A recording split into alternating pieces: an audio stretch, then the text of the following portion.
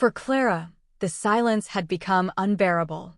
She sat at her kitchen table, staring at the empty chair across from her, the one where her husband Mark should have been sitting. They had been married for 15 years, and somewhere along the way, the noise of their early love had faded into something Clara could no longer recognize. Mark worked constantly. He left before she woke up and came home long after dinner had gone cold. When he was home, he was distant, distracted, buried in his phone or lost in thoughts he never shared with her. Clara had tried to be understanding. She had told herself it was just a busy season at work, that things would get better. But seasons changed and Mark did not. She was 40 years old, and she had never felt more alone.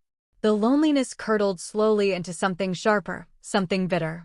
Anger became her constant companion. She rehearsed conversations in her head, arguments she would never actually start, accusations she would never voice. Why don't you talk to me anymore?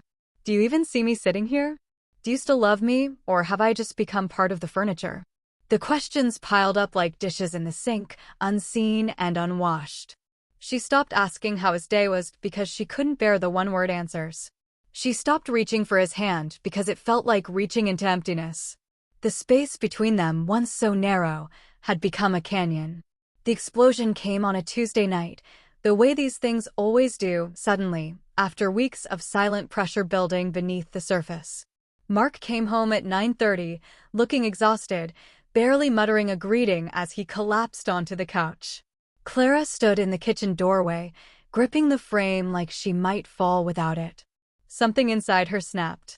"You know what?" she said, her voice louder than she intended. "I don't even know why I bother waiting up for you. You walk in here like I'm invisible, like this house is just a place to sleep between shifts at work.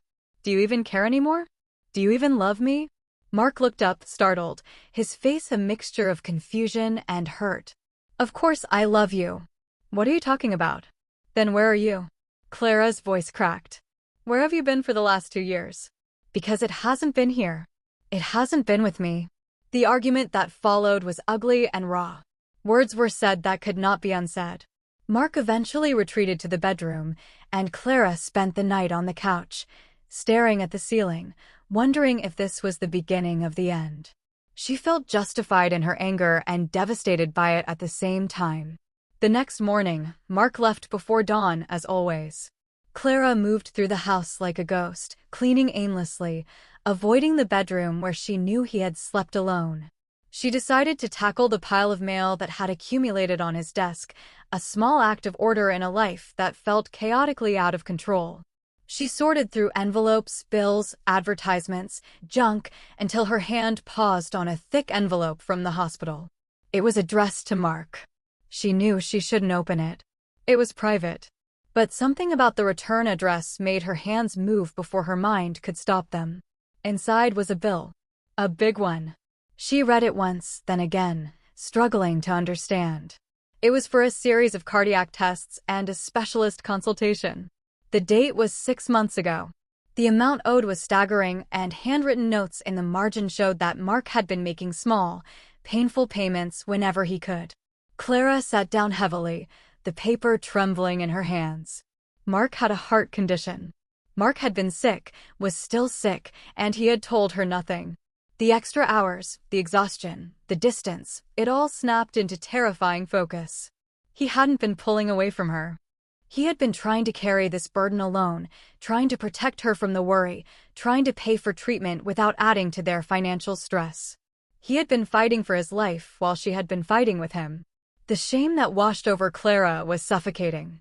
She thought of all the angry words, all the accusations, all the nights she had spent resenting him for not being present when he had been silently, desperately present in the only way he could manage.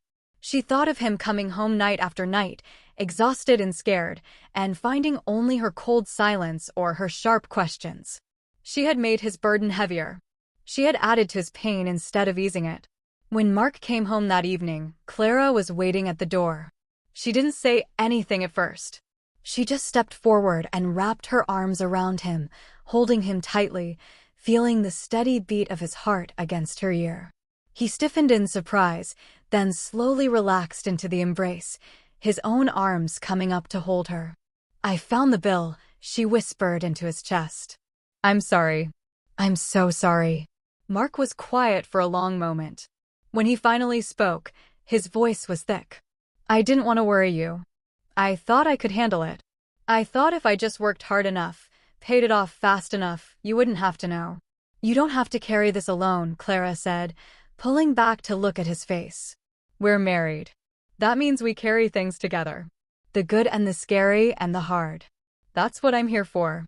That night, they talked for hours. Mark explained the diagnosis, a manageable condition, the doctor said, but one that required monitoring, medication, and regular checkups. He had been terrified, not just of the illness, but of what it would mean for them, for their future, for the life he had promised to build with her. Clara listened without interrupting, without judging, just holding his hand and letting him unburden himself at last. In the weeks that followed, something shifted between them. It wasn't dramatic.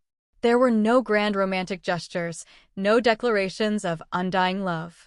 Instead, there were small things.